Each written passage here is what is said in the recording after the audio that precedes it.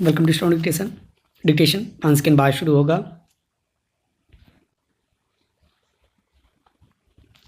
Ready start.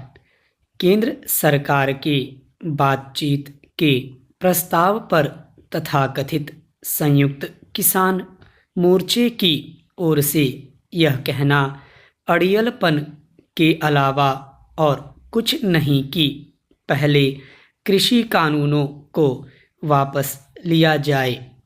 आखिर मुट्ठी भर किसान नेता यह फरमान देने वाले होते कौन हैं कि सरकार संसद से पारित कानूनों को वापस ले ले।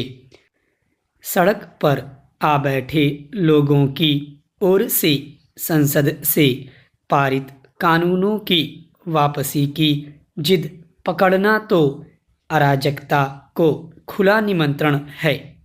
यदि कल को कोई अन्य समूह संगठन 10-20 हजार लोगों को लेकर दिल्ली में डेरा डाल दे और किसी कानून को वापस लेने की मांग करने लगे तो क्या उसे भी मान लिया जाना चाहिए? यदि हाँ, तो फिर संसद और सरकार की साख का क्या होगा?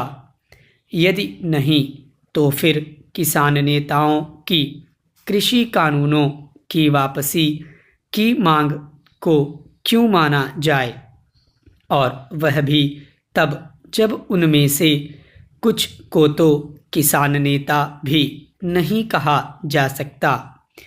आखिर किस आधार पर इन किसान नेताओं ने यह समझ लिया कि वे सारे देश के किसानों का प्रतिनिधित्व कर रहे हैं और वे जो कह रहे हैं वही समस्त किसानों की चाहत है?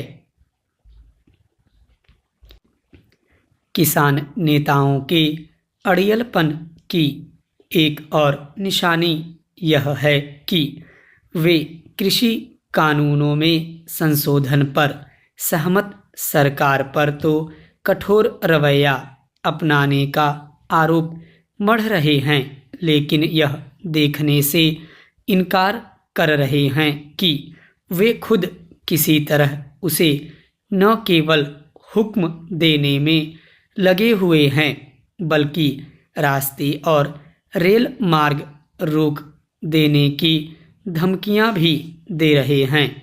आखिर यह एक किस्म की ब्लैकमेलिंग नहीं तो और क्या है? हमारे आम किसान न तो इस तरह के आचरण के लिए जाने जाते हैं और न वे ऐसा कुछ करते हैं। दिल्ली में डेरा डाले किसान संगठनों ने सरकार के नरम रुख के बाद भी जिस तरह टकराव वाला रवैया अपना लिया है, उससे यही लगता है कि उनका मकसद किसानों की समस्याओं का समाधान करना नहीं बल्कि किसी तरह मोदी सरकार को नीचा दिखाना है।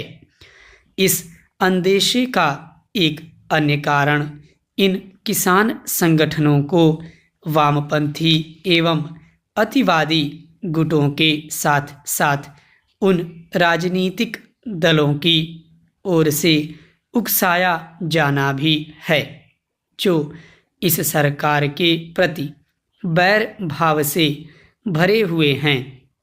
अब तो इसी भाव से भरा मीडिया का एक हिस्सा भी किसान संगठनों को हवा देने और ऐसी बेजा दलीलें पेश करने में जुट गया है कि किसानों का भरोसा हासिल करने के लिए सरकार को कृषि कानूनों को वापस लेने की घोषणा करनी चाहिए।